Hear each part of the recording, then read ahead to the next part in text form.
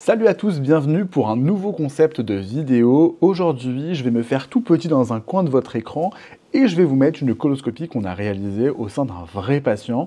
Vous allez voir ce que nous on voit en tant que gastro-entérologue. Je vais vous donner une indication de coloscopie et vous montrer ensuite la coloscopie qui a été réalisée et on va essayer de deviner ensemble que se passe-t-il au niveau du diagnostic, qu'est-ce qui a pu expliquer les symptômes présentés par le patient. C'est parti, si vous avez de la sensibilité par rapport aux images corporelles, par rapport à tout ça, je vous invite à passer la vidéo.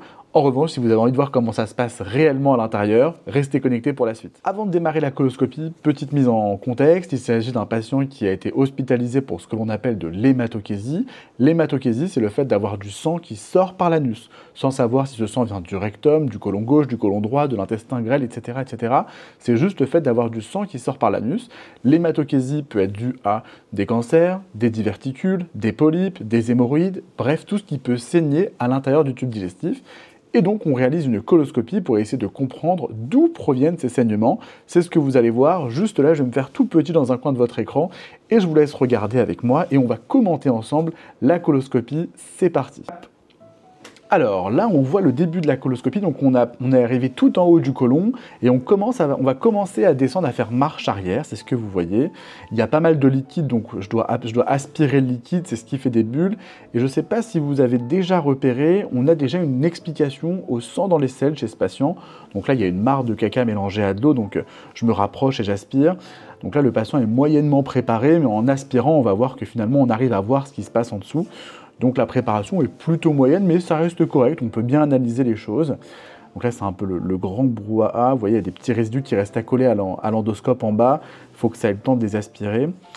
Donc voilà, on a déjà vu des petites choses qui n'étaient pas normales dans un côlon. On voit que si vous prenez le temps à des moments où ça bouge un peu moins, on voit qu'il y a ce qu'on appelle des diverticules. Les diverticules, ce sont des petits puits, des petits trous qu'il y a dans le côlon. Donc là, il y a des petites matières, on essaie de s'en débarrasser. C'est des petits trous qu'il y a dans le côlon, alors je vais essayer de vous en trouver. Hop, vous voyez, il y en a en bas, là, en bas de votre écran, il y a un diverticule. Il y en a un juste devant la caméra à gauche. Voilà, ça c'est des diverticules, c'est des petits trous qu'il y a dans le côlon. Alors, le côlon n'est pas perforé, il n'y a pas de véritable trou qui permet d'aller du côlon à l'extérieur du côlon. C'est ce qu'on appelle de la fragilité musculaire du côlon. Avec l'âge, le côlon perd toute sa tonicité, c'est comme ce qu'on peut voir chez les personnes âgées au niveau des abdos, il y a des hernies, on voit l'intestin qui peut sortir au travers des muscles abdominaux parce qu'on a perdu de la force musculaire. C'est pareil dans le côlon, lorsque le côlon perd un peu de la tonicité avec l'âge, il y a des hernies qui se forment dans le côlon et c'est ce qu'on appelle des diverticules. Les diverticules, pas de panique, ça ne donne jamais de cancer, on ne peut pas avoir un cancer sur un diverticule, ça n'existe pas, c'est simplement une faiblesse de paroi du côlon et ces diverticules, par contre, les deux choses que ça peut faire une hémorragie, la peau est très fragile à cet endroit-là, ça peut saigner, ça peut se perforer, comme la peau est fragile, il peut avoir des trous et faire une perforation colique, ou alors ça peut s'infecter, on peut avoir des diverticulites, des inflammations, de l'infection sur des diverticules. Chez ce patient-là, il n'y a pas eu tout ça, il y a juste eu une hémorragie, le patient a été préparé pour sa coloscopie, le produit pour la coloscopie permet aussi de faire de l'hémostase, de coaguler, et donc d'arrêter les saignements, et là il n'y a plus de saignements, on voit qu'il n'y a plus de sang dans les matières, dans le verre qu'on aspire. Par contre, on retrouve les petits diverticules qui sont bien présents chez ce patient, et donc on a la réponse à la coloscopie. Pourquoi est-ce que ça a saigné? Parce qu'il y avait ces diverticules. Là, on fait un petit peu de ménage. Donc hop, j'aspire, vous voyez, on voit qu'il y a des éclaboussures parce que je réinjecte de l'air pour bien gonfler le côlon, pour bien voir toutes les parois.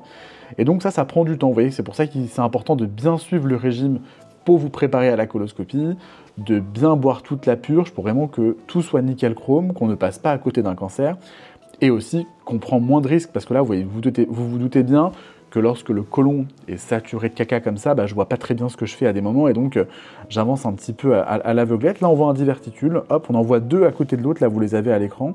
L'intelligence artificielle les a repérés, on a vu le petit carré. Hop, et là, si on continue de reculer, on en a un peu partout. Vous voyez, là, j'aspire un peu, mais il y en a un petit en bas dans la petite mare qui a été aspirée. Et voilà, donc là, on a trouvé des causes. Reste à savoir, est-ce qu'il n'y a que ça qui va... Là, on en a plein. Vous voyez, est-ce qu'il n'y a que ça qui cause l'hémorragie chez ce patient ou est-ce qu'on va trouver autre chose? Je brise un peu le suspense. À la coloscopie qu'on a réalisée jusqu'à la fin, il n'y aura rien d'autre que des diverticules et donc on est plutôt satisfait parce que finalement on n'a pas trouvé de cancer pour le patient, mais on a trouvé une cause à son saignement et donc les diverticules expliquent le saignement chez ce patient-là. Il n'y aura pas besoin de refaire de coloscopie parce qu'une fois qu'on a trouvé la cause et que la cause n'a pas de risque de dégénérescence, pas besoin d'aller refaire des examens, ce serait un peu inutile. Le patient continue sa surveillance par coloscopie ou par test de dépistage en fonction de ses antécédents, mais pour cet épisode d'hémorragie-là, il n'y a pas besoin de refaire d'examen. Les diverticules, aussi nombreux qu'ici, expliquent les épisodes de saignement présentés par ce patient. Je vous laisse terminer avec la coloscopie en musique si ça vous dit, puis vous pouvez regarder, vous amuser à repérer les diverticules. On m'a déjà posé des questions dans les commentaires de est-ce qu'il faut compter le nombre de diverticules, marquer où est-ce qu'ils sont tous localisés, etc. Alors, noter le nombre de diverticules, ça ne sert pas à grand chose, hein. Là, vous voyez, il y en a plein. Là, on passe sur un champ de diverticules. Le but, c'est de savoir est-ce qu'il y en a partout ou est-ce qu'il y en a que à un endroit. Ça peut être intéressant, parce que si vous avez des diverticules que, par exemple, dans le côlon sigmoïde, et que vous faites une diverticulite, on sait que c'est le côlon sigmoïde qui a saigné a priori, alors que si vous en avez partout, vous pouvez faire une pancolite infectieuse sur les diverticules, ce qui est quand même assez rare. Là, on arrive à la fin de la coloscopie, donc on est dans le rectum, dans l'ampoule rectale, et là, hop, j'aspire un petit peu les dernières sécrétions, et on va pouvoir sortir l'endoscope, et l'endoscope va être sorti du patient. Donc là, on arrive au niveau de la marge anale. Je remonte un peu pour vérifier le tout, et on va pouvoir sortir du patient. J'espère que cette vidéo vous a plu. La prochaine fois, on verra ce qu'on retrouve lors des prochaines endoscopies. Restez connectés, vous pouvez laisser vos commentaires dans la barre d'infos. Ciao!